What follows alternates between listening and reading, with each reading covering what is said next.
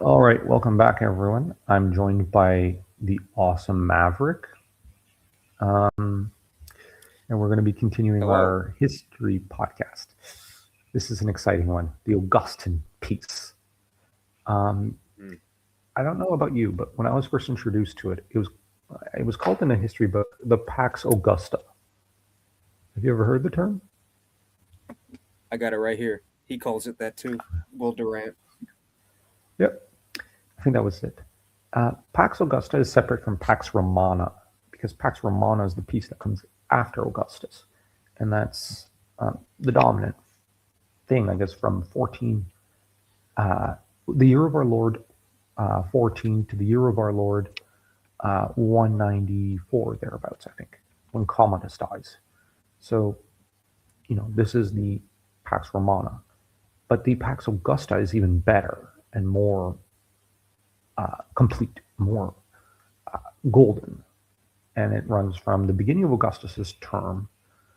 Most put it at 28. I'd say it begins the minute he wins at Actium, Hmm. and it lasts till 1480. And it is so absolute, so complete, so total that we really have to separate Augustus from all other Roman rulers. And I would almost argue from all European leaders up until Charlemagne, and that there's no leader in Europe of the caliber of Augustus until the time of Charlemagne. And Justinian measures really high, but it's just actually maybe in the Greek East, Justinian should rank high. So like let me but Justinian also has to I wouldn't. massacre 30,000 people to maintain his Yeah. control. Uh, when comparing Augustus and Charlemagne, if we're going to use the modern ranking, they're S tier. Yeah. I don't think there would be another S tier. I don't even know if there's an A tier between Augustus and you have a lot of really good people, a lot of B's. The Hmm. A's, Justinian would be an A if it wasn't Okay. for Italy. I think Yeah. the Fair. debacle puts him at a B. He Okay. also dealt with a plague, which is not really in his control. Yeah, Uh, we can't blame them for that. um, but yeah, that just goes to show if Justinian's a B, arguably an A, that just shows how amazing Augustus and Charlemagne were. That they're Mm. a whole, two levels above the next guy. Yeah, above everyone. I think Hmm. Taizong from the Tongshao dynasty of China, that is to say the greatest Chinese dynasty, the greatest Chinese emperor, I would say, is probably like comparable with Justinian. Um, Hmm. the I don't know anything about greatest, the Chinese. yeah, I'm just ranking. I have no bias, so like, I I'm don't think so you do either. biased. No, nobody's more biased than me. um, I think that for the Japanese, it might be Taira no Kiyomori and Tokugawa's successors. Well, I think the Rice Paddy Lord or Dog Lord. He was, I think, Tokugawa's great grandson or something, and Mm. he reigned over. He reformed the shogunate. He did all this excellent stuff. Those two might be in the A tier. Well, Taira Kiyomori, I might put at a B tier actually, but the other man A tier.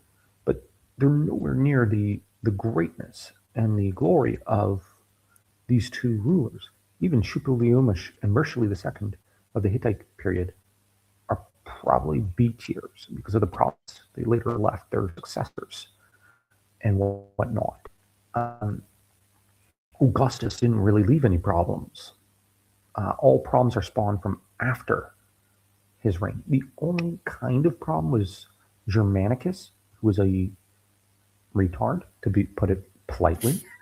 But Yep. the thing is, Germanicus is so incompetent. So long as you micromanage him, you should be fine. And you need to remove him from the succession because, oof. Hmm. But the thing is, that was not a clean. There was not anything cleanly you could do. Tiberius tried to spoil Germanicus and favor him, That was not a solution. But when the guy No. dropped dead, there was, it caused a fracture in the family because of Agrippina's ambition, greed, and sheer stupidity. Um, but she ranks as a F tier in the ladies of history, where Livia is the S tier. I also think Livia Drusilla should be ranked as S tier as far as female, I don't want to say leaders, but first ladies, leaders, and whatnot, women of history. Yeah. Um, Theodora, I rank as an F only because she kept dragging down Justinian's best efforts. I agree. I agree. Um, but because Belisarius would have conquered all of Italy if it wasn't for Theodora's stupidity. Um, Hmm. and Justinian would have reunited the empire for the most part if it wasn't for her. But she saved him on the one day with the riots. But she's the one who kind of dragged him down every time. And if he had not married her, he could have married a good, proper noblewoman or royal woman, and that would not have caused, and that would have helped him not stymie resentment, but soothe resentment. Hmm. And he might have had a dynasty, well, better, a more deep rooted one. So we're really looking like Augustus had it all. He had his best mate, Agrippa, who's as brilliant in some ways as Caesar, in a lot of ways. Not every way, but in a lot of ways. He had um, the perfect wife. And if we're honest, he did have a number of heirs. It's not Mm. Augustus's fault he outlived No. them. And now, here's an interesting thing. Livia had an interest in medicine and in herbs. It was a hobby of hers. She was a bit of a medicine woman. And she constantly fed herbs and medicine to her husband, who was sickly. But after he married her, his health got ever better, and we never have another episode like at Philippi. Um, so, really, it's kind of her fault he lived so long because she made sure he was eating well and he was healthy. So, Hmm. in a weird way, you can say it's her fault because she was taking very good care of her husband. Yeah. Ce qui est son devoir comme femme. That's her duty as his wife. But, you know, um, Well, she took such good care of him that when what was probably typhoid swept through the empire, he survived it. yep, When if you look at his early sicknesses, he's the prime candidate to be killed by typhoid, but he yeah, pulled through. Um, and yeah, I would definitely phrase it as her fault because it seems like at the end of his life, he outlived himself. He he was like trapped in his old man body by the time yeah, he died. he was. But um, we also have to bear in mind she adored him. And Hmm. we'll get to that when we get to, well, probably in the epilogue phase of this. Yeah, yeah, Um, that's the proper place. but, yeah. But that being said, Augustus professionalized the Roman army. He created a standing force of 28 legions, which is roughly 150,000 men or so, plus. Hmm. Um, and this standardization was the key to balancing the checkbook and maintaining a large standing army and expanding the empire.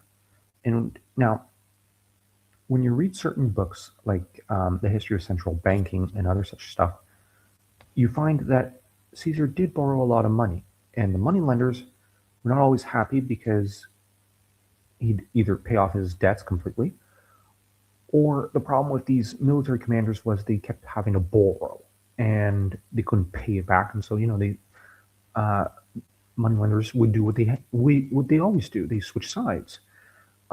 It's not just like one group of them. Like you look at Edward III and Philip the Bed, they had moneylenders, and they had to constantly figure out schemes to get around them in order to, or play them against each other, in order to get ahead. But Augustus didn't have to do that.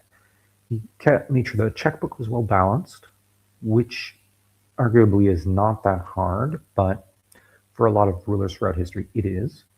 Um, and he kept a standing army, and his standing army was professionalized.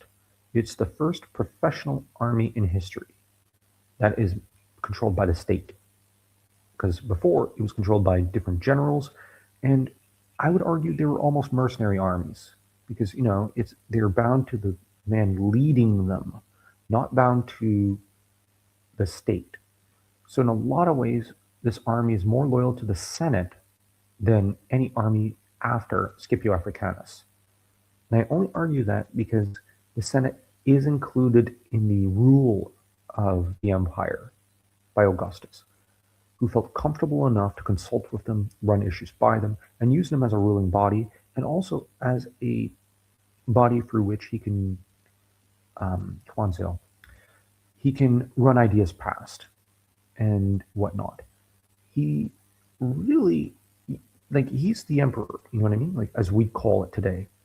But he's all, or a military dictator, the generalissimo, but he's also showing respect for them. He's saying, well, okay, we have a problem here. I need you to debate with me. Like, consider my ideas. Now your ideas. Okay, let's see what we can do. And what's interesting is that this style of rule would become the norm in the medieval period, as many kings in Europe would have the three estates, the ruling body of merchant class, priest caste, and warrior caste, or nobility, gather together and consult and debate with them. So Augustus set the model. Now, he didn't know, and most people didn't know at the time about the Hittites, that they had something like this 1500 years before the Roman Empire. But this is a really interesting system of governance. But it also allows Augustus to um, uh, haze out incompetence and stupidity, and the cream rises to the top. So and with the professional army he has, um, it means that he doesn't have to draw up legions. He doesn't have to panic and say, "Oh, we need three more legions to assemble because we don't have the fighting force to conquer this area or that area." They have 28. That's it, and the 28, are kept in certain areas. They could expand here, they could expand there, they could keep expanding in different directions without the armies having to, move around too much. They could just keep pushing forward without one legion really panicking or getting screwed. Really, everyone's doing their own work, their own thing, while also sending messages to the center, saying, "All right, I've made so much progress. Princeps, what do I do next?" Okay, but each independent commander can also make his own in-the-field decisions. And Diocletian would later try to do something like this, but he wasn't successful. And it also has to be said that in the East, it's Agrippa managing things. Augustus has Agrippa managing the East. So the legions over there are not like they'd ordinarily be waiting much longer for Augustus to get back to them, but instead they don't have to. They just they have a guy right next door. They could just pop on over or just send a message saying, Agrippa, what do we do? And it's a testament to the implicit trust between these two men that the East is handed over to Agrippa. It's also a testament to his self-discipline, that Agrippa does not become decadent or corrupted, because the Greeks are wonderful. But here's something that must be said about the Greek East of the Roman period. It was corruptive. It was too rich. And when you're too civilized, too rich, as Robbie Howard once said, become soft decadent. And Agrippa did not become like that. He didn't like comfort, it seems. He was a soldier, a man, a soldier's soldier. So yeah, he didn't go Byzantine. No, he didn't. While Augustus, because he was so sickly, he couldn't really afford to be decadent. It wouldn't do well with his health. So he had to remain in good shape. And he could manage the West. Now, arguably, the West was the harder job because My gosh, you have to civilize the Gauls, which is a big job. Um, you have to keep Spain in control. You have to keep North Africa under clampdown. You have to keep Italy like soothed. So Augustus has to take care of all these things in the West. He gave himself the harder job, He but did. interestingly, while he seems to have resisted it in his youth, like when Antony and Lepidus basically dumped it on him, he seems to have struggled. But by the time he's the ruler of the world, he's going, okay, I can do this. I prefer this job. And um, here's one interesting thing. Um, Here in France, Augustus is very popular. And in some ways, he's attributed as almost another founder of France because he's seen as having founded a lot of the town cities because, he did. Because he took a lot of Romans and legionnaires who were retired and dumped them in Gaul, and they interbred with the local populace. And Hmm. this was standard policy. And he posted a bunch of legions, and the legions had a lot of kids. So, because they went local. And the thing is, this policy allowed him to civilize and tame Gaul and bring it under control. But the thing is, this would have a long-standing effect on Gaul. Um, Now, there, there's something interesting. I've heard it said here in France, um, les Romains de Gaule ont été celticisés et les Celtes ont été romanisés. That is to say, um, the the Romans were Celticized, those in Gaul, while the Gauls were Romanized. And really, the French tend to say that there was a new ethnicity born, the Romano-Celts, which pretty much, pretty much, because it was not just one wave of Romans; it was a continuous thing. It was a continuous process throughout the next 200 years as Romans were moving in, and the Gauls, at first who resisted, came to welcome them. So they fusioned into one people. Um, but that being said, they were still primarily a Celtic people, as DNA testing has proven. So the Hmm. Romans got swallowed and gobbled up into the mass of Gauls, interestingly enough. Um, but in Spain, the process was even more underway. So Augustus gave himself the harder job administratively, but he thrived in it.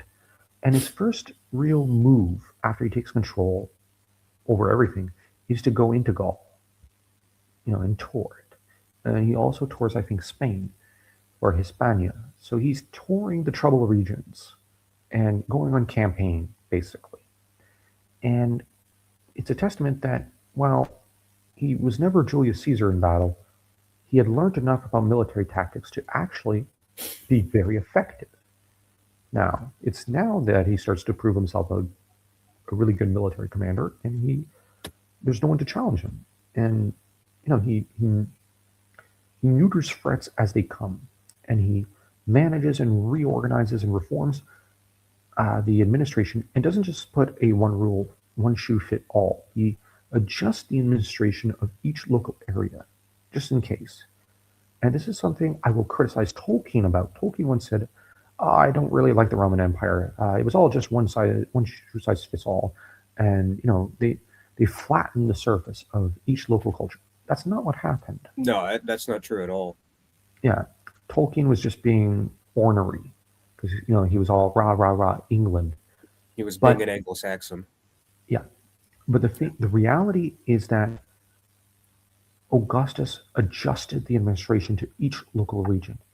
When he realized how different the Gauls were, and then he had to, even Tacitus noted this, that he tried to, the Roman technique was to try to catch people with honey, not vinegar, and to soothe them with baths and theater and hippodromes and whatnot, and that the barbarians would come in willingly and become softened by civilization. And this was Augustus. This was Augustus. And Gaul and Hispania were his testing grounds, and he proved it could work because he civilized them, he Romanized Mhm. them. And He's the one who turned Rome from a Italian project into a European project, if we're being blunt. Mm-hmm. And like I said, the first 10 years of his reign, like of his undisputed reign, I should say, which is to say from around say the year 30 to 20, is really him just you know proving his point. But the thing is, what's interesting is that um, he you start to have massive building projects. Aqueducts are going up everywhere. Mm-hmm. Theaters, hippodromes. What else? Roads are being paved more than ever. He is transforming the face of the continent. Roads that Charlemagne would still use. Yes, thank you. Yeah, And crazy. I remember, like, I left it in back home in Canada, but no. Well, the thing is, I have this fifth book about the Augustan period, which is about all the buildings he built and all the legal That's reforms he cool. did and everything else he accomplished politically. And I found the legal reforms and the building projects almost most fascinating because the like I think who was it? He was right. Augustus was in some ways compared to Hatshepsut, who was a great builder of ancient Egypt. Her and Ramses II, they built on a Mm. monumental scale. And but this author said, this historian said, but he surpassed them. Like you cannot really actively compare anyone's building project until you get to Justinian. He's the first one who starts to build and build and build like Augustus did. Mm-hmm. And after Justinian, it's Charlemagne. No one liked to build quite like Augustus. And he wanted to stamp his face into every aspect of the empire, his mark. And not just You his, but know, Agrippa's and Livia's. And they I do. wonder if his um uh acceptance of the role to control the West, the harder part of the empire than the Mhm. East, is that after Alexander, you have the Hellenistic era. Between Yeah. Alexander and the Roman era, the East, being Greece, Asia Minor, all the way to India, is And Hellenized Egypt. at that point. And Egypt, it's civilized to its fullest extent. They wear themselves out in the wars of the Diadochi before the Romans come in. They hit the Mhm. peak of their culture. So by the time the Romans come, they're worn out. They've already started their decline. So when the Romans kind of just, you know, push in, they only have to defeat these successor states in one battle each for them to roll over on them. Um, Agrippa now can just manage an already, kind of plateaued culture and society, while Augustus gives himself the playground of the West. It's still fresh. It's still barbarian, and I mean that in like a good way. Yeah. It's still virile. Is probably the right term. Um, it's really like a canvas for him to paint on. Uh, Yeah. and very interestingly, the Gauls really take to it more so than anyone else. That's Um, true. and just in like 150 years after Augustus, Gaul is the most civilized part of the empire.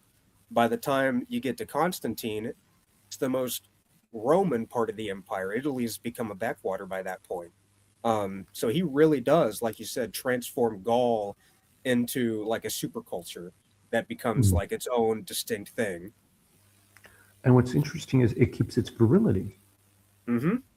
It does It, all the way to Napoleon, really, that's fair and then it falls off. to an extent. Yeah. And what's interesting is that, um, though, like, I also think he was in the East for another reason. Uh, had any of the Diadochi ever fought against Agrippa, I think Agrippa probably could have handled them handily. That's how Oh, good he by is. that point, yes. The first or second generations, probably not. But by the time you get to like Philip V, and then of course Cleopatra and her co-regent, whatever Ptolemy number that was, myself with the train. Yeah. The thing with Agrippa, though, is let's say you can summon up a great emperor like Seleucid, like the first. they're not going to match Agrippa, not with like how many legions and his discipline and his uh, keen mind for inventions and tactics and stratagems and geography and geometry and whatnot. You're not going to get one over Agrippa. So while the Greek East is exhausted, even if it could summon up a decent general, they're never going to beat Marcus Vipsanius Agrippa. They're never going to beat him. So, you know, this is in a lot of. But if anyone could assemble a fighting force in the East and overthrow Augustus, it's Agrippa. But he'll never do it. He has the skills to do it, but he'll never do it because of the bond of love between him and Augustus.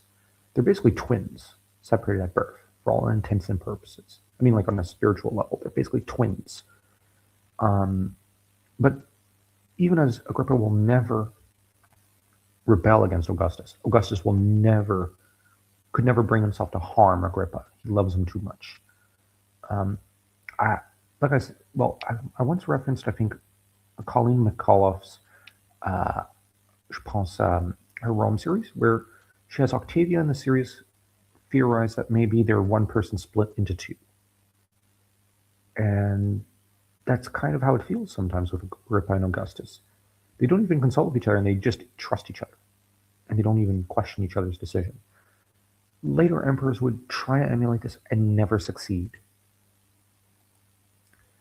But yeah, Augustus he also closed the gates of Janus in the Forum,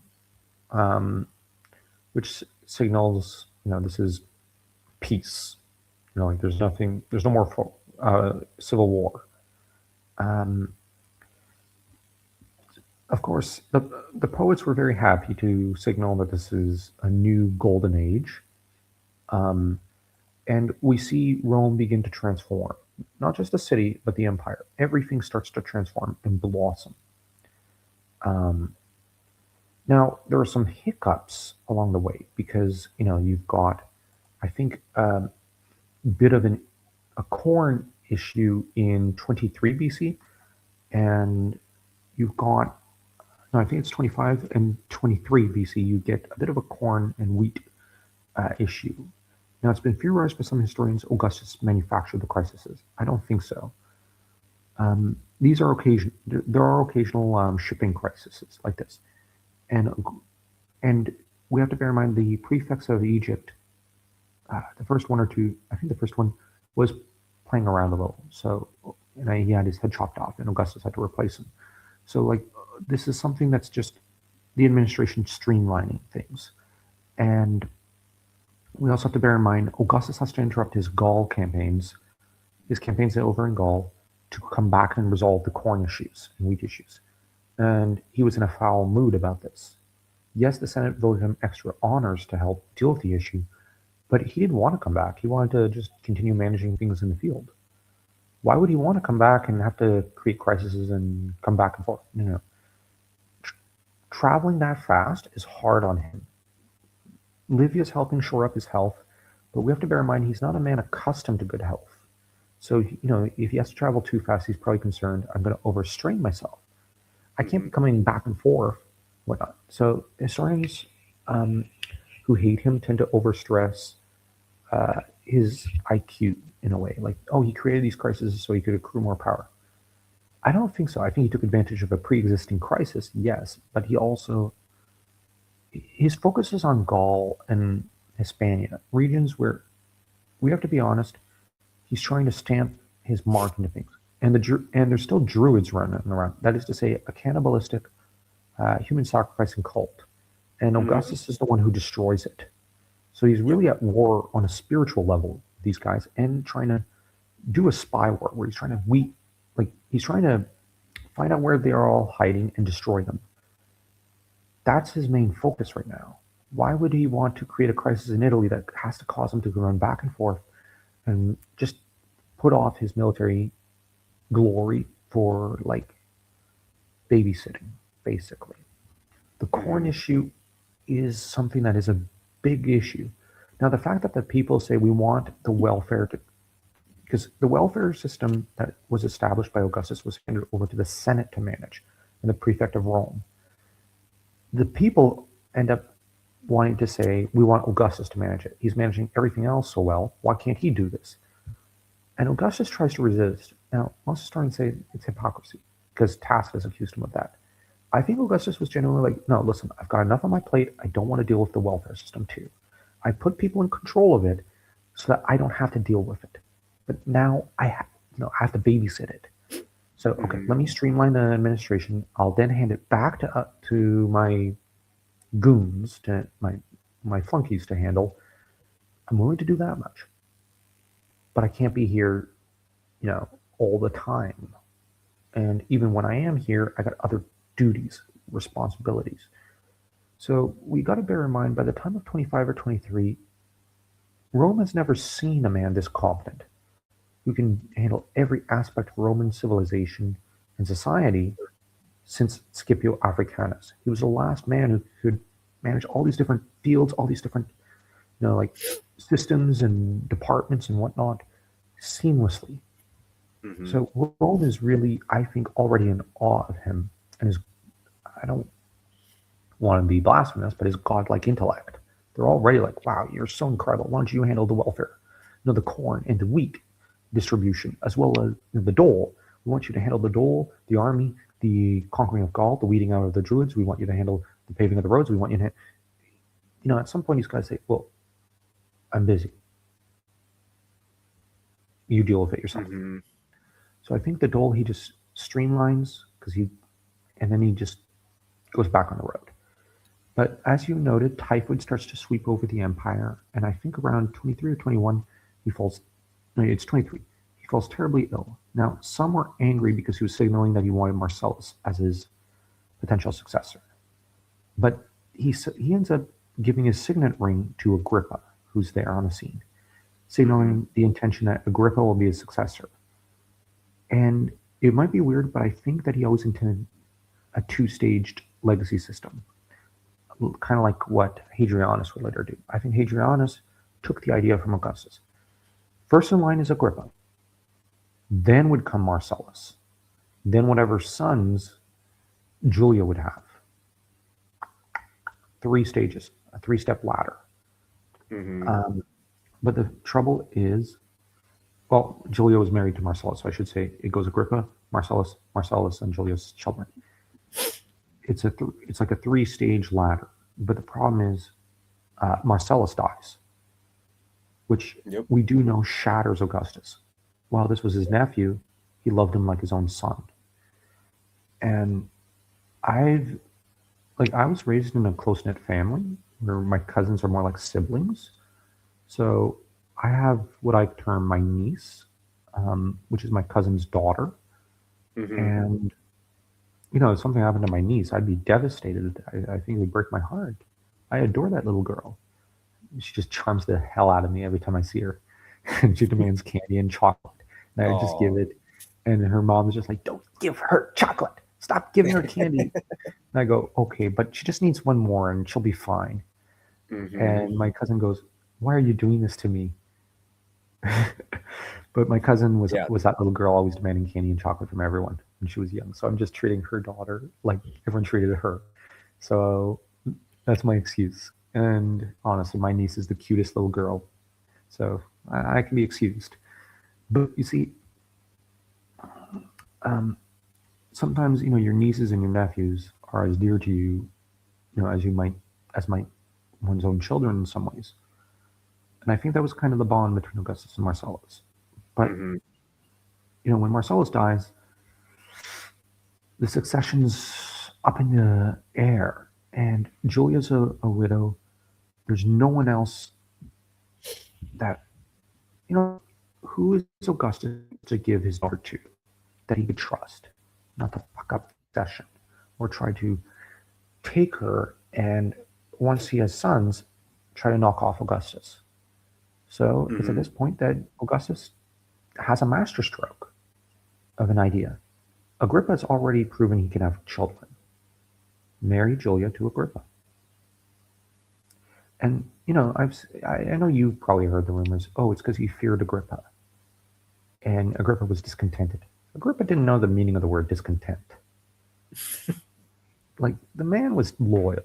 This is just simply uh, consolidation. It's not Yeah. bringing in someone who's dissatisfied. It's I don't know who I can trust, so I'll trust a man I love, like like a brother. I'll trust my brother with my daughter in a way, which is sounds incestuous when I word it that way, but it's Sounds basically Roman when you word it that way. yeah, sounds Roman when I word it that way.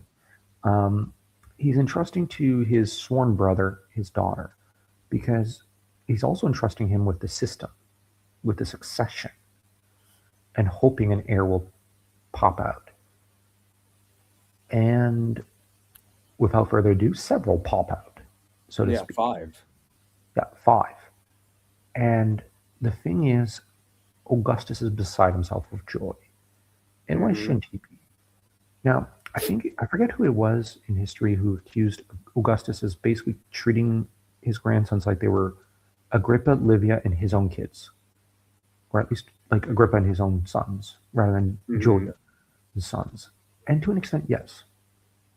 And we have to bear in mind, for a man who had always treated Agrippa like a twin, this is suddenly the closest way he can get that they could share children together. And um, doubtless both men were very pleased with this result and were congratulating themselves. And this is when the seeds of the downfall begin. Mm-hmm. You Because know, he does. I have another contingency besides Agrippa and Julia. Um, One of Livia's sons, Drusus Drusus, who mhm, Augustus also ends up outliving. loves. Yeah, he Yeah. loved him. Preferred him over Tiberius. Uh, Yep. he was the contingency hmm to the contingency of Agrippa and Julia. Um, Yes. Because and it's so one of the great tragedies, maybe the greatest tragedy of Augustus' life, is that he outlives every all pair. the heirs. Yeah, all the heirs. And He's the guy that somehow outlives them. we have to bear in mind, Drusus was, I think, next in line after Marcellus. Like I Hmm. said, there was a staged ladder here. Yeah. And I have a theory regarding Drusus. His paternity is worth a question because at the time that he was conceived, Livia was Augustus's mistress. She was Hmm. having more sexual relations with Augustus than her husband. We That's do interesting. have to ask, and we know both Livia and Augustus were both fertile people. They were Hmm. not sterile like Julius Caesar to an extent was. They were able to have kids with others. Why not each other? And I just have, like I said, I've always kind of looked at Drusus and wondered who was his father? And Yeah. I also wonder, would Augustus have known or been sure? Hmm. Would Olivia have been sure? Perhaps she would have been Hmm. more certain, but she never She. tried to Yeah. play games with Drusus. But we know that Drusus was raised in such a way that he would have known Augustus more than his own father. Hmm. And Augustus doted upon him, showered titles upon him, and Drusus was a very intelligent and competent young man. Hmm. And Augustus clearly loved him. And Drusus was a youth who was already proving himself a worthy successor to Augustus. Um, I would argue he was better than Marcellus as a potential heir. Um, but we have to note um, Augustus was very much promoting Tiberius, just I think out of, like you said, somewhat courtesy, but Tiberius was competent. But Drusus was the man he had his eye upon. But what's interesting is that Tiberius doted on Drusus. He loved him. Hmm. Livia loved Drusus. Everybody loved Drusus. Everyone Yeah. and their mother loved him.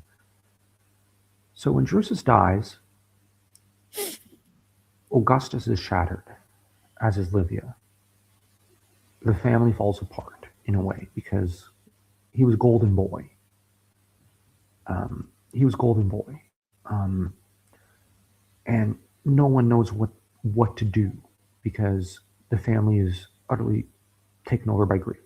Marcellus, when he died, Octavia didn't want to hear his name. She was just traumatized. When Drusus dies, Livia consults, I think, with a philosopher, what we'd call a grief counselor today, and finds that she needs to talk about her son in order to Hmm. accept the loss. Apparently, Augustus struggled with this. He didn't. He reacted a bit like his sister. He didn't want to hear about Drusus initially because that was his boy in a way, and yet he has to. And Augustus goes on to spoil um, and coddle and favor Drusus's kids, and the reason is quite simple. Regardless of his paternity, Drusus is was the adoptive son in a way and stepson of Augustus. Um, well, I should reword that and just say he was um, basically a potential heir, and Augustus was not made of ice. Well, he could portray himself as that, but we know from his familial relations he had close knit bonds with most of his potential heirs. So Hmm. Drusus, the loss of Marcellus and Drusus so quickly after one another is, oof, that's a shock. Yeah. Um, let me check. Actually, I think I've got the dates marked up. Um, wait, no, I didn't have Drusus. Um, let's see. Let's see something. Um, let's see. Let me just look up his death date. I think he was the. Oh, he dies in 9 BC. My mistake. Hmm. But still, his loss would have been a big deal. Um, we have, let's see. Now, naturally, we have Marcellus who dies in 23 BC. We have Hmm. Agrippa who dies in 12 BC, which, Yep. yeah, so this is the big loss for Augustus. On a personal level, he keeps trying to find someone to take over Agrippa's job, but he Yep. can't quite find someone to do it. Tiberius gets the gig, but Tiberius doesn't want it. And this ultimately causes problems. Tiberius has the skills, but not the will. Yep. And Tiberius is also prone to loving luxury. He does like decadence a little, but he also likes math and astronomy and philosophy. So he's got the right tastes in some ways, but he's decadent. So this causes problems as well. Agrippa never took anything to excess. So Agrippa dies, and then a year later, Octavia dies. And 2 years after that, Drusus dies. So it's just bam, Hmm. bam, bam, one loss after another. And these must have rocked and torn Augustus apart. Um, so, yeah, and on top of that, I think it was 16 BC. No, it was 20 BC, I believe, when Virgil died. And Virgil was not just simply a poet, but a personal friend. Hmm. So you have the first real loss is Marcellus in 23, then Virgil, then Agrippa, then Octavia, who was more a mother than a sister. Hmm. And Agrippa was more a twin than just some political A partner. friend. Yeah. Yeah, a partner in empire. The only person he could confide everything in and rely upon in such a way that he relied upon Livia. And then Drusus, who was pretty much heir after Agrippa. Because Hmm. here's the thing, Agrippa was the first ladder in the succession. No, something happens to Augustus, it's Agrippa. Agrippa's gone, so it has to be Drusus. Then in 9 BC, as you pointed out, Drusus is gone. All Hmm. succession plans are now up in the air. It all falls apart. And Because he after these losses, he makes probably the biggest mistake of his later life by pushing Tiberius and Julia into marriage, yeah, which would then go on to cause all the dramas and tragedies at the end of his life. That was also in 9 BC. Uh, and the trouble is he needed someone to tame Julia or he needed to banish yeah, her. yeah, And that's the yeah. inherent problem. Um, Tiberius was the only one he could rely upon to do that. Mm-hmm. Likely, he probably would have relied upon Drusus to do that, or set her more aside, and Drusus could take more of the center stage. But it's hard when Drusus is dead. Mm-hmm. So, and on top of that, we have to bear in mind he was effecting a massive amount of legal reforms and political reforms as he took one power after another, like tribune of the plebs. Um, like he took a consulship for like almost 10 years, then It was. set I aside think the consulship. he was elected 11 times in a row. Yeah, and then he cast it aside because the Yep. nobility complained. The patricians began to say this is starting to look like dictatorship, Mm-hmm. perpetual. And he said, okay. And then he opened up the consulship to others and coordinated with consuls, which was a much better system. And he was given the honors and powers equivalent to a consul without taking the title. Yep. So he freed up a lot of space bureaucratically and administratively, and allowed himself to encourage the ambitions of other men so that he could direct them and have them help with like fire brigades or Mm-hmm. the management of Rome as a city or the management of Egypt or the management of North Africa or the management of provinces in the east or the management of Spain while he's in Gaul or the management of Gaul while he's in Spain and whatnot. He was able to just, you know, use the consuls effectively after that. Yeah. Um, and he was also able to appoint his heirs to the consulship once or twice in order to make sure that they have the accrued honors and power to help them out. Mm-hmm. Um, Now, I think that the thing he seems to have found comfort in was his grandsons. Yep. I think Lucius and Caius were his babies in a way, and that when Agrippa died, he really took them under his wing, and I don't want to say fell in love, but he came to love them in such a way that they were his comfort. They Mm-hmm. were the last. I As think they were. as a grandfather should. Yeah, and it's also that these were the sons of his best friend, so I think that also plays Mm-hmm. a role.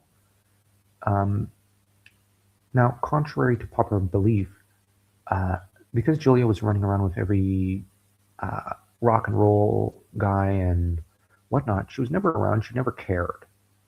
So the maternal figure these young boys would have had would have been Livia. Mm-hmm. And contrary to popular belief, Livia never had any intention to kill them. It would be utterly retarded if she tried. That Because wouldn't for make any one thing, sense. yeah, because here's the thing. Augustus was obsessed with marrying his line with Livia's. Even if Drusus was their son, he still wanted the other branch of his lineage to be united with her because he didn't want them in conflict. He Mm-hmm. envisioned his dynasty as one which he shared with Livia because he loved Livia. The idea was that if they could not share children together, they would share grandchildren and great grandchildren together. Mm-hmm. Um, and this was the right and honorable thing for him to do for her. And um, so these these young lads would have been raised with Livia as a maternal figure, and she would rest easy with the knowledge that her granddaughters would be married to them as their brides. There would not Mm-hmm. be any other possibility. And I am only basing that on the history of how he married his other heirs. He always married them to, usually, not always, but like Marcellus is a special case, but all the others were always married to women of the Claudii, people of Livia's descent. So, or in the case of Drusus and Tiberius, they were married into Augustus's family, or Agrippa's. The intention was very clear: unite the two branches. And likely Caius and Lucius would have been married to Livia's granddaughters. So that brings the family together. And then the result would have been children of both Augustus and Livia's lineage. Like, look at Germanicus. He was married to Agrippina, who is one of his daughters. So the intent was clear. But and Livia would have known because Augustus would have consulted with her and said, I want my grandsons to marry your granddaughters. I want them together. And there can be no other option. And we know Augustus was his own man and was stubborn and would have insisted on these things. But would Livia have resisted? Of course not. And assassinating Caius and Lucius would have weakened her own claim because she would know her granddaughters are going to be empresses of Rome, and thus her great grandsons would be emperors. Like, Mm-hmm. you know what I mean? Why the hell would she ever rock that boat?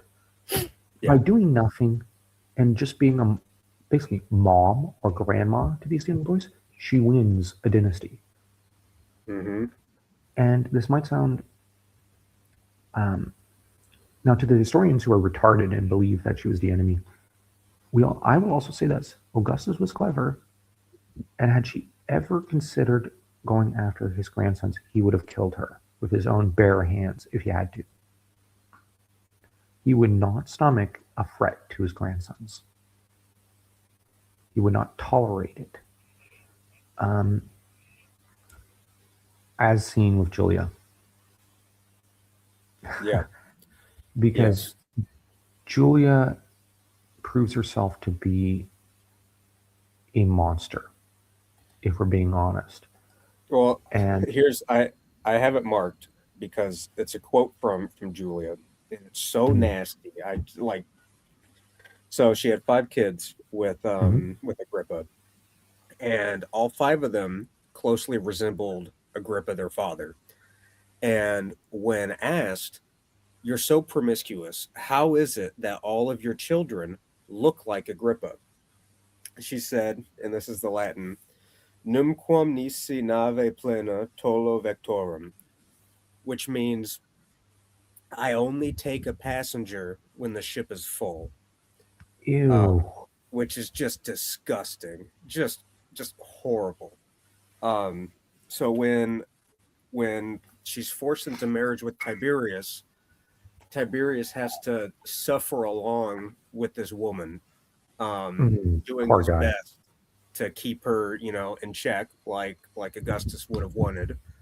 Um, and eventually he couldn't take it anymore, and it became such a scandal.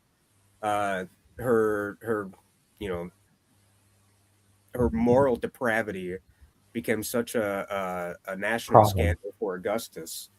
Um, he had to exile her. Um, the people around her were killed or committed suicide. Now let's Um, get into that. yeah, let's do it. But you're Um, right. He exiled his own daughter. So if what else if could he if do? Lewia ever tried to do anything to his kids, he would have taken care of that too. I agree with you. I think it's preposterous in He light would have of killed her. Julia to say that he wouldn't have done anything about it. Yeah, he would have taken care of it. That He is would not. ridiculous. The That's only a reason ridiculous he claim. the only reason he exiled Julia and didn't kill her was she was his daughter. She's his Hmm. blood. Livia, he would have killed. Let's be Yeah. clear. He would have had her exiled and silently executed Yep. and done away with, as countless Romans were later to do to their wives, Roman emperors, I should emphasize. And he would have remarried, and he would have had more kids, and he Hmm. would have the succession would have been secured even more than it was. But instead, he stayed with Livia. Why? Love. It's just that Yep. simple. Modern historians are schooled in the school of Tacitus, not in the school of um, what's that Chinese historian from the Three Kingdoms periods name? I forget, I but I wouldn't think know. it was. But he ended up. It's just this Chinese historian, when analyzing certain figures, said would be like, we don't know why, say, Cao Pi made the decision to marry an already married woman, but he seems to have fallen in love with her like that and demanded that she divorce her husband, and she went for him. And then later he fell out of love with her out of some fit of madness and fell in love with another. Well, that's calling it as it is. Love is Hmm. possible amongst people of power. Um, and Julia, now, apparently, the interesting thing about this scandal is that there's something more to it because um, in the textbook I mentioned earlier um, about the great peace Augustus helped usher forth, it mentions that there was a planned abortive assassination attempt for Augustus. But the strange thing about this incident is that you had sons of Antonius and you had different nobles, mostly young nobles, gathered together. But the communicator, or like the uniting factor, was Julia, and she was lovers with almost all of them. Mm-hmm. And now the historian never went this far, and no historian in the modern age has ever been willing to go this far, and neither were most ancient ones. I think Julia was planning to do away with her dad. Mm. Because this was an assassination plot to kill Augustus, right? Amongst all these assassins, or would be, and the sons of Antonius and whatnot. But Julia's right there in the middle, sleeping with all of them. Why? Like, well, she was decadent. That's it. No, but it's not much of a leap from there to murderous. And we got to bear in mind, if they're going to kill her dad, what happens next? I don't know if she had a plan, but they would want to claim her because that's legitimizing. She is. There's power to her name as an heiress of the House of Caesar or the Julii. But on the other hand, like I said, I think she was in on it. I don't think she was innocent, like many want to believe, because her one statement that you just read was so nasty, so cruel. Could you put it past such a person to want to kill their own father? I don't think I could. I think she has it in her. And what's even worse is that, bear in mind, while the scheme is going on in 2 BC, she still has sons that are alive. Let me see. Yes, Lucius is still alive. Let me find where. Lucius and Gaius are both still alive at that point. Yeah. So I think it was a scheme to assassinate Augustus and take over the regency. Get to the grandsons. But here's the thing. We also know that Augustus tried telling Julia throughout her life, why don't you try behaving like Livia? Livia's a model of womanhood. Try comporting yourself like her. Now, most historians I've come across have said, oh, that's a terrible parenting tactic. What? Listen to your mother? Listen That's to your terrible. stepmom? Yeah. Yeah, like listen to your mom. Or why don't you act like her? She's a good lady. You need to, maybe your problem is you're trying it like this. Maybe, your mother did it like this at that age. That's not bad parenting. That's actually good parenting. But the problem is when you have someone who's like, I never take on a passenger unless the ship is full. Yeah. Holy crap. Yeah. It's like, wow, you're sleeping around while pregnant. You have no regard for your children. It's so calculated. It's you can't even say, oh, it's passion, it's love. It's the most calculated adultery I think I've ever read. Yeah, same. And It's so and horrifying. that's an interesting point you make about the assassination plot. We see it throughout history, and even just in, like, if you watch a true crime documentary today, the bridge from adultery to murder is very short. Yeah. It's extremely short. So to be the lover of any of Antony's sons that were still around and in the area, that's not a big jump. That's not a big leap to make for her personally, and especially for us in Yeah. theory. I think one of them was also the son of Cleopatra. Oh man. Oh man. Yeah, that's like, oh shit. And they do have a claim, technically speaking. And she jumped over to the Antonian faction in a way. She is the Antonian faction, if you think about it. Yeah. I've seen one historian say, well, she was in on the plot. The only one I've ever seen who was willing to say she was in on the plot. But can you blame her? I mean, Augustus took her children from her. No, he didn't. No, because they were raised in Agrippa's house and Augustus's. If she didn't have any interest in her kids, that's on her. That's not on her dad. And if they're raised by Livia as a female figure rather than her, maybe that says more about her comportment than Livia's. Mm-hmm. Because we have to bear in mind her scales got really bad when Tiberius was married to her. Her Yeah. sons were growing up. Those were their formative years. Yep. And yeah, well, Augustus should have spent more time with her. Doing what? He had an empire to run. He did. And he tried to spend time with her, but here's the interesting thing. He had time for his grandsons to spend time with them. So, like he obviously would have, he made the time when he could. Mm-hmm. Well, he And ran his household as a multi-generational affair. yeah, So it is on Julia to be included in that or not. Um, mm, if you're including a dozen of your other relatives, some of them only loosely related to you, uh, your own daughter, it's her choice at that point to be yeah. in or out. And we have to And bear in mind, Octavia and Livia never complained. mm-hmm. So they No, were included. there's even I also marked down a Olivia quote. Um, Oh, cool. when asked how she acquired such an influence over him, she replied, quote, by being scrupulously chaste. This is obviously referring to his earlier Mhm. years, never meddling with his affairs, and pretending neither to hear nor to notice the favorites with whom he had amours.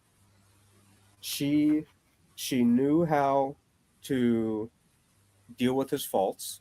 She knew how to steer him and to not make it seem like she's meddling, um, and obviously fit in with the family and with the other generations. Mhm. Octavia being the same, of course, is different, from her position than being his wife. Uh, yeah, other people were clearly able to do it. Yeah. And Augustus mellows out significantly um, in the later half of his life. So he would have been even easier to get along with, to be around, than he was when he and Livia Well, got together at first. yeah, a Sciadoplistica. How come Augustus's nieces, his sister, his wife never really bitched and moaned about it? They were like, it's Hmm. a decent gig. It's easy to get Yeah. involved in his affairs. He'll just let us in if we ask. So it's like, it's not that Julia's being excluded. She chose to Hmm. exclude herself. Yep. And I think it's just she didn't have the right temperament for it. And the problem is she loved luxury too much. Hmm. And we have to bear in mind, here's the thing. Most historians are hard on Augustus's grandsons and say they love luxury. Look at their favorites and how Tiberius complained about them. Tiberius just liked to complain. I'll actually admit it. He liked to complain. As we see in his reign, he was just a whiner. But Hmm. and he liked decadence as well, in his own way, as we later see with horrifying, great deal of horror at Capri, the original Epstein's Island. And the thing is, I think Lucius and Caius, if we're going to be quite honest, given that one of them died to an arrow wound, were adventuring young men. They were okay, so maybe they were not as respectful of their stepfather as they should have been, because Augustus writes to, I think, one of them saying, no, a little respect for your stepfather. He's working hard. Like, don't Hmm. go picking fights with him. So Augustus was not blind to the faults of his grandsons, even as he loved them. But I think that they were testing their own masculine weight and trying to figure out the hierarchy. But they were also showing that they were going to step up. They were going to step forward. And I, I think that even if they have greatness in their blood, well, not in their blood, but in their spirit, they would have been better heirs than Tiberius or Hmm. Caligula. Um, but the thing is, they clearly had the warrior desire. You know what I mean? They wanted to go out, they wanted to fight, they wanted to do this. And Augustus seems to have encouraged them. And he had, like, this was the Roman way. You need to encourage your young boys to become men. Yeah. Um, Julia missed out on their lives, and by the time the assassination plot is about to go through, these young boys are stepping into manhood, and that's the problem. The assassins are realizing there's the possibility of a seamless transition. You know what I Yeah. mean? Like, because after Agrippa died and Drusus died, there's now a window. There's a window, and if Augustus dies, the whole thing, the house of cards falls. Yep. But as Lucius and Caius are coming into adulthood, the house of cards is rising back up. Drusus, no one could replace him, but he is being replaced in a way. You know what I mean? Like in the succession, because the whole thing was about getting Lucius and Caius onto the throne after Augustus. Now that's looking possible. So Augustus must have been relieved around that time, like, oh, I'm living long enough to make sure my grandsons are going to make it to the throne and are going to marry Livia's granddaughters. Oh, I'm going to make it. No, this system is going to make it. Then there's the assassination plot. And this might sound weird, but can you actually tell me a greater betrayal in history than this one? Not counting the one in the Bible. Which one I referred to with Judas. But can you tell me a single betrayal on this level? I don't think I could.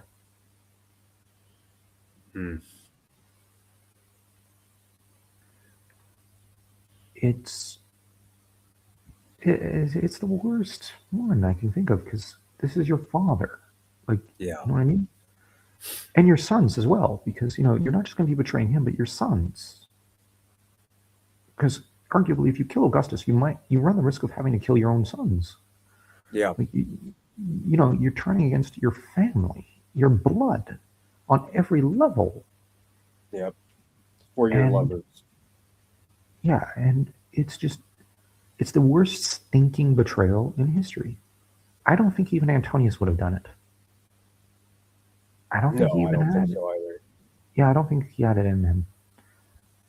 Je ne pense pas que Justinien aurait pu le faire. Il n'aurait jamais pu faire une telle chose. He never could have done such a thing. I don't think. Let me think. I don't think Napoleon could do it. I don't think. Like, okay, Stalin could do it because he was ice cold and not human, but well, he infamously treated his family very poorly. Yeah, okay, so that's a betrayal that ranks up there with this one. So we would have to wait till probably the 20th century to see a betrayal of this caliber and horror. And the result was shattering for Augustus. I don't think on some level he fully recovered from it, because it was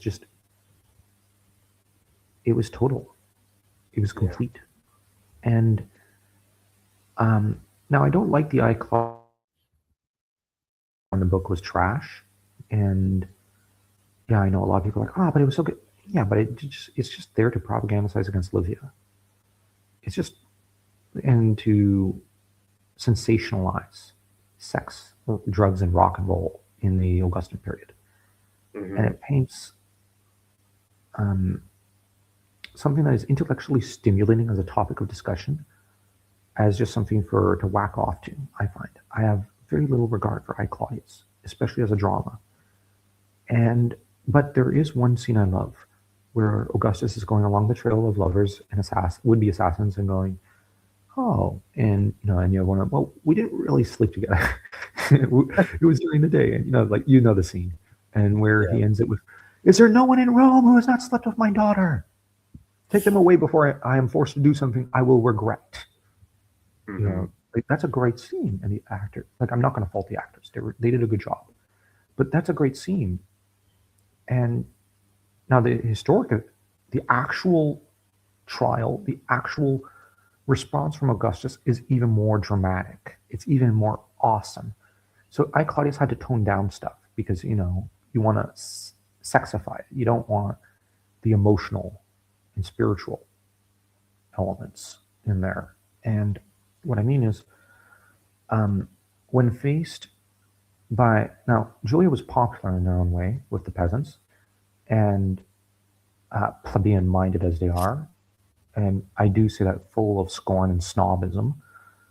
They come to him and say, "Well, how about treating your daughter like leniently, you have Augustus?" Basically, like, are you insane? Are you insane? Yeah. And they basically say, "Well, come on, man, like show a bit of mercy to her. Don't banish her." And Augustus curses them and says, "I curse thee to have daughters like and wives and sisters like my daughter. Away with you! I want." He basically tells them, "Don't ever talk to me about this again." Now, for one thing, was he a tyrant? No, because the peasants could just come up to him and say, during a meeting, and say, "Listen, we want to plead the case for your daughter." They were allowed to petition to present a Mm-hmm. case and see the man himself, the emperor. And yeah, okay, so he freaked out. Well, can you blame him? His daughter just tried to murder him Mm-hmm. and was screwing a quarter of the young nobility. It's like, no wonder he said, you know, may you have daughters like her. Yeah. How dare you? And And and at the same time, he had Tiberius and Tiberius's hangers on, you know, telling him, "Hey, you got to do something about this." So they were he's right. he's got they were right. So not only does he have a scandalous daughter to deal with, he also has who turned out to be his heir, but one of many potential heirs at that time. Um, really making an issue out of it, And really pressing the issue, not allowing it to just kind of hopefully go away. but what's interesting is neither Lucius or Caius pleaded for their mother. Mm-hmm. But you know who did plead for her to commute her sentence? Tiberius. Mm-hmm. He apparently felt enough that he said, "Whoa, whoa, mercy. Like I may not have liked her, but she was my wife." Mm-hmm. Kudos to him. But Augustus's reaction is basically, "Shut up." Like Well, he's basically, "Shut up." he formally exiles Julia, and then like soft exiles Tiberius. Yeah, Um, he's at the clearly same pissed. time, yeah, yeah, he kind of gives Tiberius the like Timeout. just leave, yeah, time out, leave me alone, shut up, leave me alone, go away for a But at while. the same time, there's a loving letter from him to Tiberius where he says, "I do value your opinion, son. It's just, you know." And Tiberius clearly worshipped Augustus. Mm-hmm. Pure worshipped him. And I don't think Tiberius took it too personally because he also wanted to retire around that time. It was like, listen, I just want to look at what was it? He had an interest in his astronomy and philosophy. So he was like, can I just go off and, like, and study psychology, philosophy, astronomy, and fuck whoever I want to fuck? And Mm-hmm. Augustus is like, fine, go ahead, go away, go do that. Yeah. I've got, I've got your stepsons to raise and to groom for succession. I don't need Yeah. you in the way, you know. So it's kind of convenient for both men. And while Tiberius is off the scene, we know that he's working on his grandsons to tell them, "I need you to actually be respectful towards Tiberius. So when you come to power, you are not going to kill him. He's useful. No, he's Mm-hmm. your buddy. He's on your side." So I think he was like annoyed with Tiberius. And like you said, he soft exiled him. But Tiberius kept wanting to retire at various points. And I think Augustus also saw it as Tiberius is good as a number two, not good as a number one man. Yeah. So like it's better if my grandsons are in command, but I need them to understand where Tiberius' strengths are and his foibles are. And they're gonna need a mentor when they come to power. Most men need Mm-hmm. mentors, at least when they're young. So I need you to, if you're gonna choose a mentor after me, let it be Tiberius. Let it be someone who knows the system, who knows the dangers, who knows, you know. The only thing that concerned him must have been the decadent side of Tiberius. Yeah. He himself had his multitude of affairs. Um, so, yeah, it's a tough act, but to follow. But the thing is, like I said, the Julia affair is just such a calamity. I do mean calamity. Mm-hmm. It is the most shocking, horrifying incident in the Augustan reign because Mm-hmm. durant la règne d'Auguste, parce que, like, how do you recover? How do you come away from that as a father and as a person? Like, and what's interesting is Augustus um, does. He, Mm-hmm. he comes away. He goes, okay, so I have, like I have to go for one thing, push her out and focus on the grandsons. And what's interesting is that um, Augustus, I think I read somewhere that he didn't want to hear her name after. Like he was like, "Don't talk to me about Julia. Yeah. Don't ever mention her to me again." Yeah. I wouldn't want to And hear about it. I wouldn't want to hear her. Like if I had a daughter that tried to kill me and was pairing off with everyone who didn't like me, I don't think I'd want to hear her name anymore. It would Mm-hmm. hurt too much. And She had a servant. Julia had a servant who killed herself. Her name, I believe, her name was Phoebe. After Julia's exile, and mm, Augustus said, "I would rather be Phoebe's father than Julia's." oh yeah, I heard about that quote. Yeah. Yeah, yeah. So like he would rather be the father to a dead woman than her. So he's done. He never recalls her. As far as I know, never attempted to reconcile, and she would die like 15 or 16 years into her exile. Yep. In Um, the same year as him. yes, yeah, you're right. Um, and so that was in 2 BC when he exiled her. Um, and then, even worse, the calamities pile on each other. Just Mm, 4 years later, Lucius dies in uh, Marseille um, from some sort of illness. hmm And then just 2 years after that, Gaius dies fighting in Armenia. Um, Yep. and this is also right at the time when famously the Germans are getting uppity again, Mm. As they are which of wont to do. course, as they're wont to do. And every time the Germans get uppity, the Gauls get uppity. Yeah, because they're Um, cousins. yep, and they border each other, and like the Huns would later billiards ball the Germans into the Romans, the Germans are billiard balling the Gauls into the Romans. Um, Mm. and it's this crisis that forces Augustus to officially reconcile with Tiberius and recall him after maybe too soon for Tiberius, but recall him from his soft exile. Um, Mm. and I would consider 456 AD to be about the time when Tiberius's reign really starts. Um, Mm. How so? he Augustus named him. I think I have it noted Named in down Zer. here.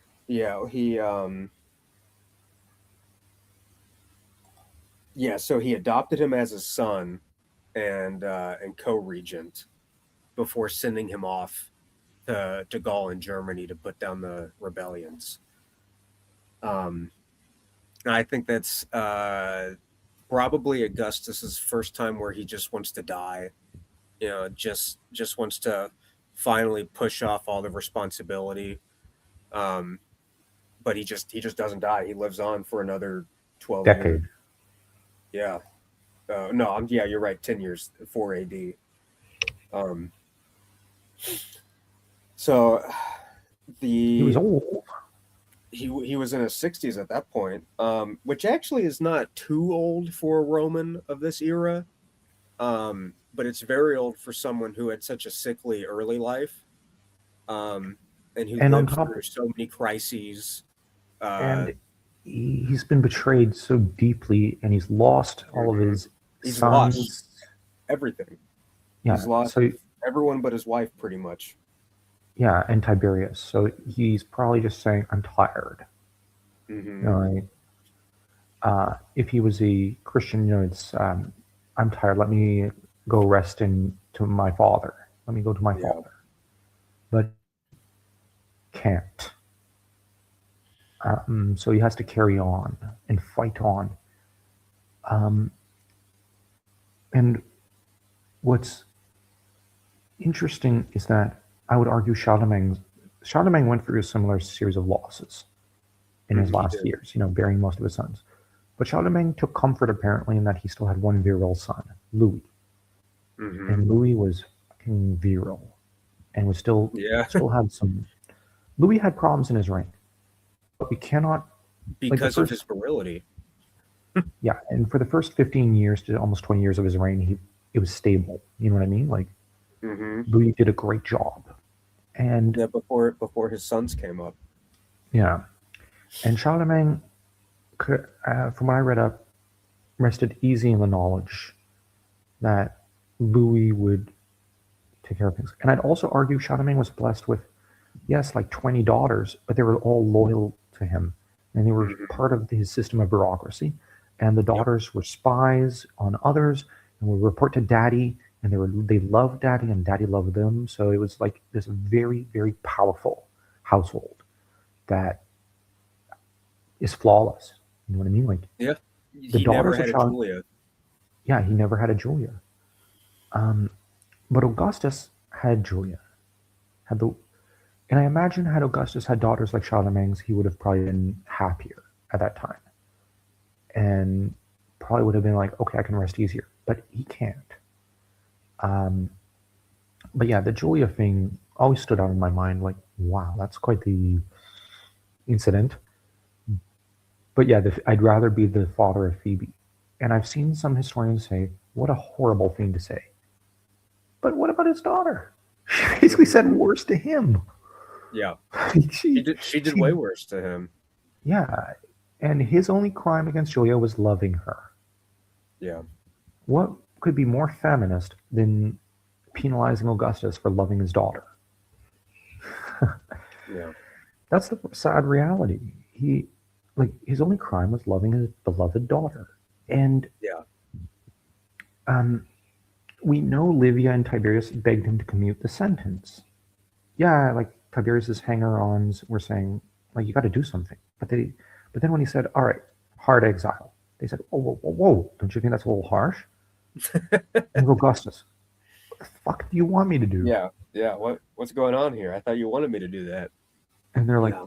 yeah, but we didn't think you'd actually do it, Hmm. basically. And you have him, well, of course I'm going to do it. Do that or I have to kill her. But Yeah. Augustus did declare that she was dead to him for all intents and purposes. And she is. And I would argue he was dead to her first. Oh, of course. Yeah. And um, I mean, that'd have to be the case for her to go over to, sleep with the Antonies. That hmm, would that just has to be the case. You wouldn't do it yeah. otherwise. And I think it's probably the most tragic episode in his life. Hmm. To move into the epilogue on the Pax Augustus, I think Hmm. it's very telling that in from when he takes power, like true power, when he rules the world Hmm. up until his death, until the very end with the the German crisis with Arminius and Varus, the most notable crises that the empire suffers are personal crises of Augustus himself. Um, Hmm. it's no first century BC. He's so fully consolidated power and built Rome up to a new height that the only dramas we can point to are those in his family. Um, And the one and it's not till the assassination attempt. very end.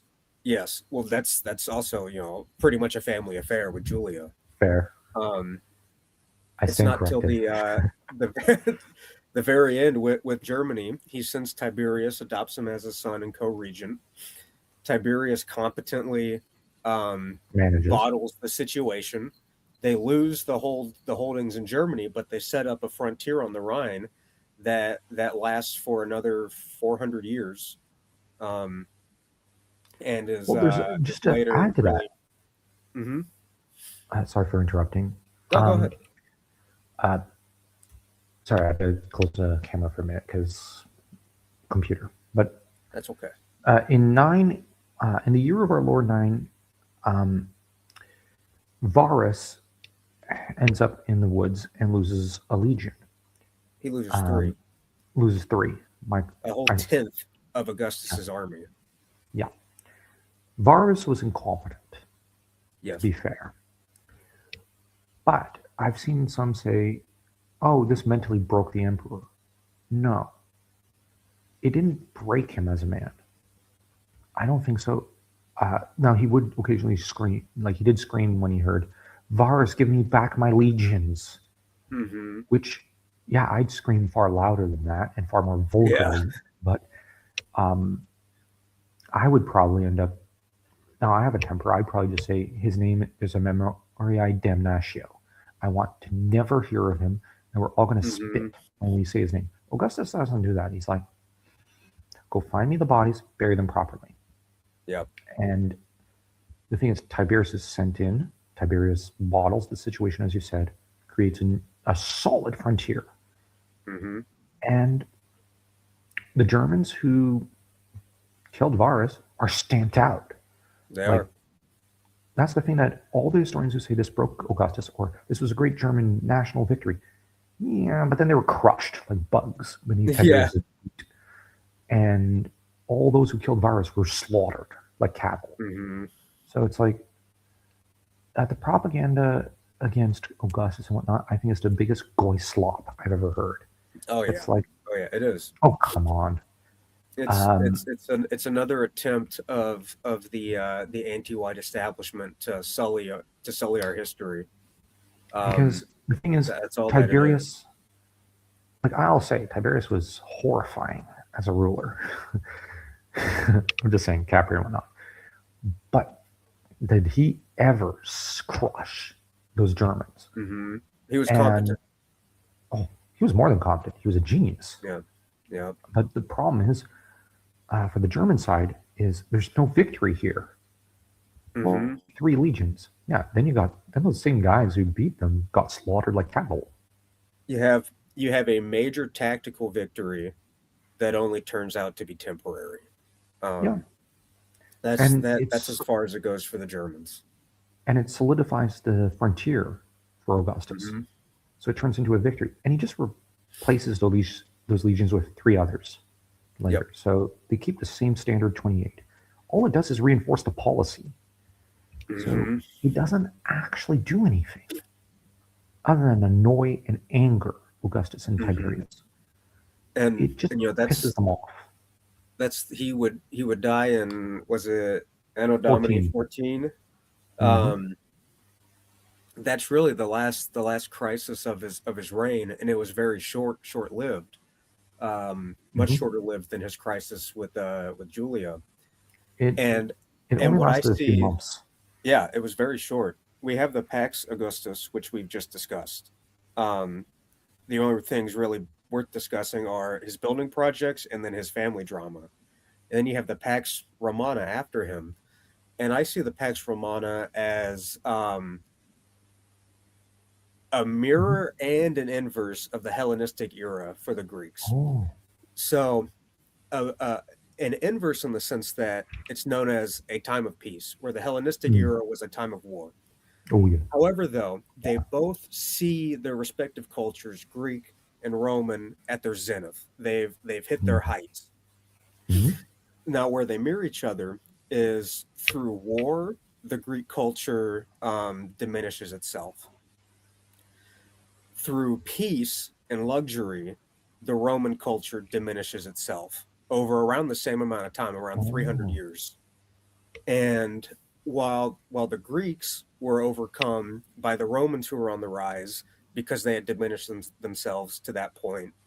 The Romans are overcome by the Germans, by the Goths, the Vandals, and then later the Huns in the east, because they had diminished through luxury up to that point. Hmm. They much like the Greeks towards the end of the Hellenistic era, they're struggling to find Greek citizens willing to serve in the army. And they have to start hiring more and more locals, having to hire more and more mercenaries. And you see the same thing at the end of the Pax Romana. Mm-hmm. They And can't they're get also Romans to be in the army, so they have to hire goons. the Germans. They have to hire Well, people who aren't Romans. the problem is threefold. And one is the crisis of meaning that comes about Hmm. because the Romans are losing faith in their pagan gods. And, you know, um, Aurelian the Great, as I like to call him, Le Grand, what is it? Orbis Restitutor, the restorer of the world. Was that his title? I'm not good with Latin. The restorer of the world.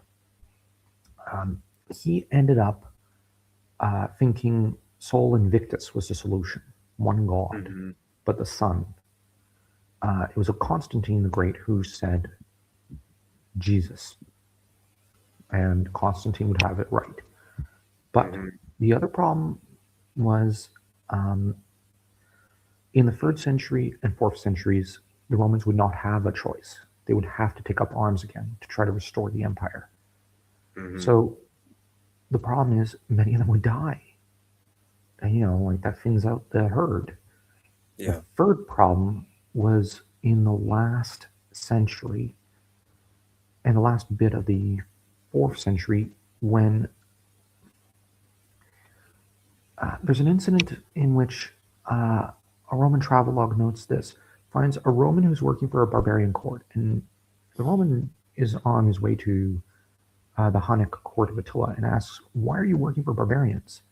Hmm. And the response was, "My government doesn't represent me. It only represents the nobility. Yeah.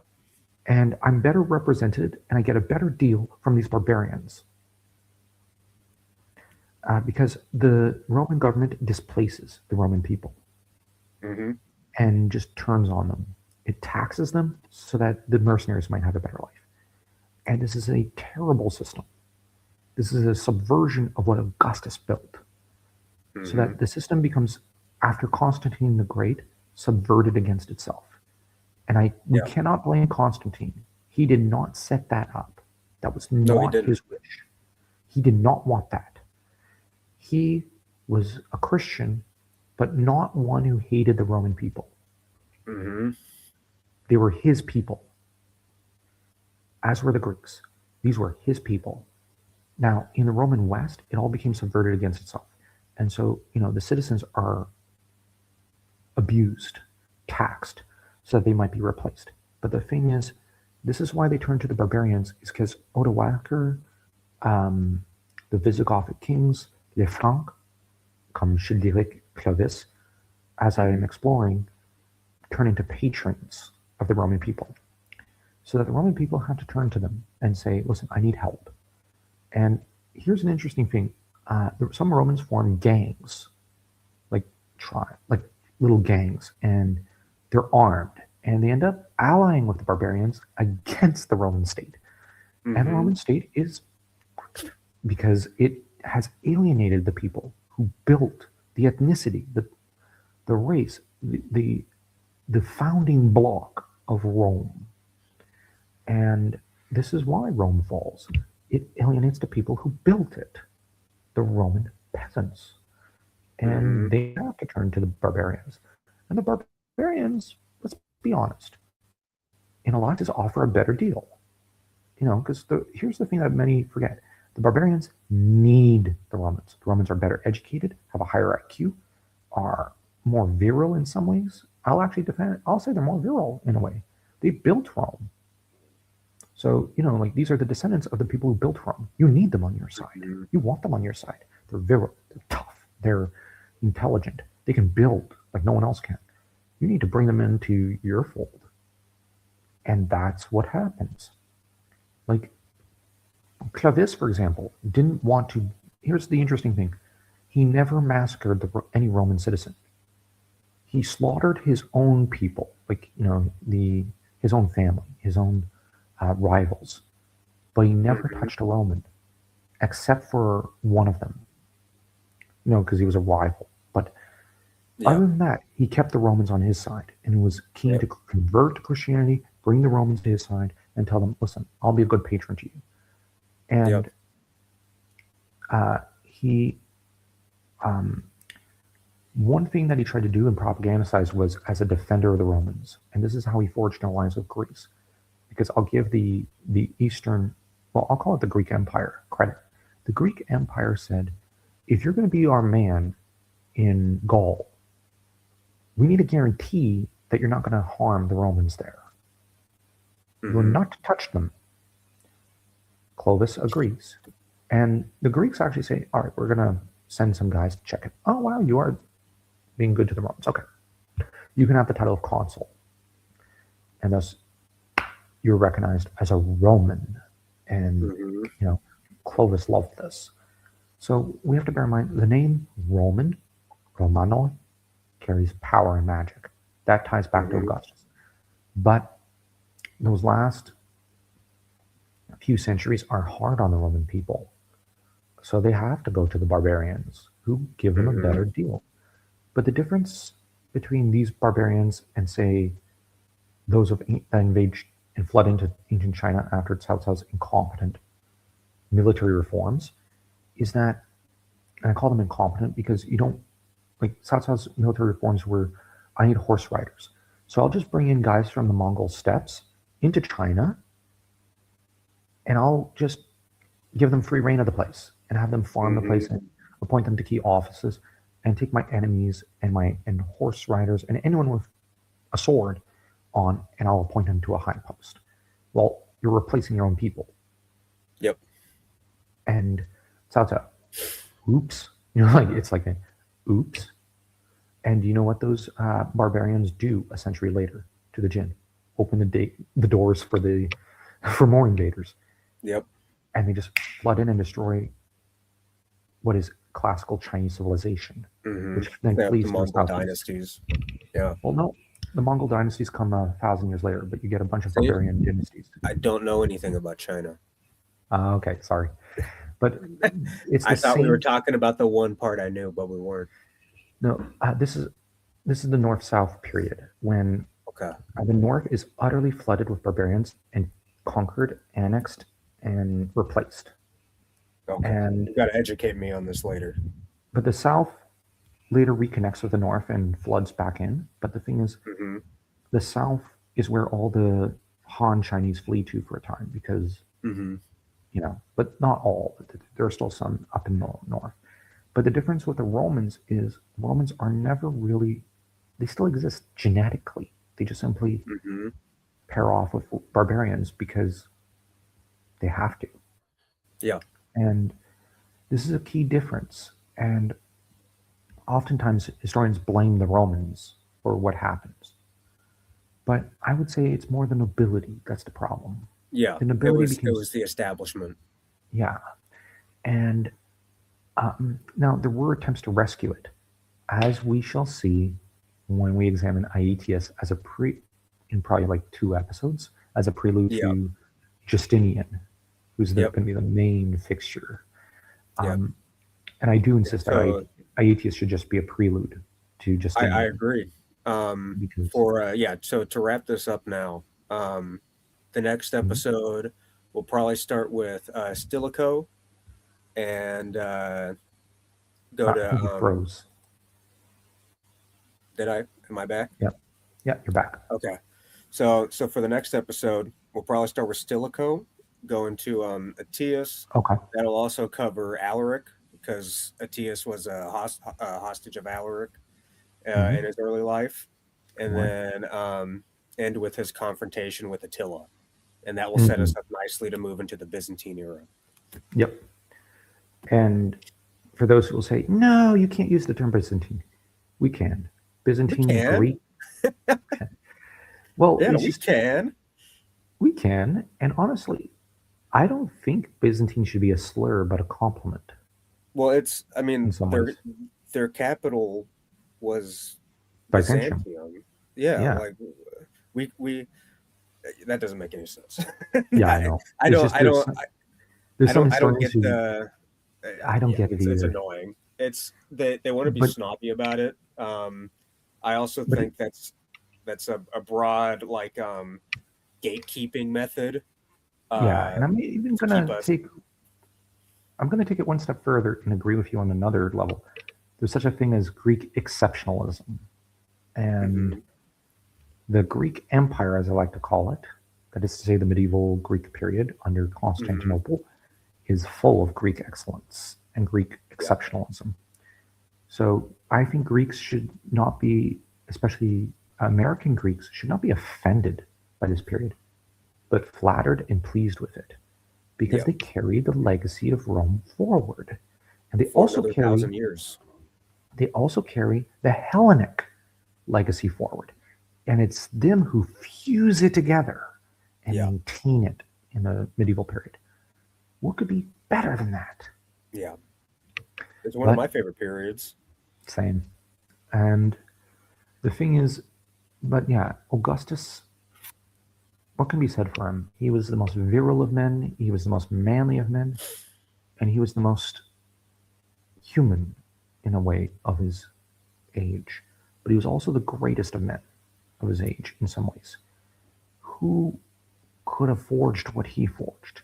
And arguably, Christianity could not have spread as quickly as it did if it wasn't for his roads, his buildings, If it his. wasn't preluded by him. Yeah. Yeah. And I know that a lot of people will say John the Baptist was the one who came before Jesus, but in some ways it was Augustus who paved the way and Hmm. created the way forward and whatnot. Like you said, he prepared the path in a weird way, just as John the Hmm. Baptist did. Although Yeah. Baptist was arguably the better man, obviously. But Morally, for sure. Yeah. yeah, yeah. Um, Augustus, though, he was Caesar. He built. Well, I don't know if this distinction will make sense in French, Why? but in English, we would say John the Baptist was a better man. He was a good man, but Augustus was the greater man. Uh, in the sense that he was bigger and Actually, it would make sense. grander. It In does. in, Okay, good, in French, good. we'd say Jean était un meilleur homme, mais Auguste était un plus grand homme. Okay, good. Yeah, I It's got the that. same Yeah, phrase. yeah, yeah. All right, I think that's a good place to stop there. We'll Mm, pick up with the fall of the West, and mm. which will lead us into the East. Justinian, Yep, yep. I'm excited for that one. the rise of the East, Yeah, yep. or All as right, one Joe. historian once titled it in one documentary, "The Empire Strikes Back." Ah, I great. love that. It was so Yeah, dramatic. Anyways, that's wonderful. take care, everyone. Don't forget to also check out Maverick's Substack. It's a Yes, wonderful Substack with plenty of my history. thank you. My page is my account is Maverick Culp. My name, um, CULP is my last name, but my what's it called in Substack publication name Hmm. is going right into this period that we're going to cover. It's called Federati Digest. Um, And I'll be linking to it great. Okay. Thank you very much, Joe. anytime. All right. So until See you next guys. time, everyone.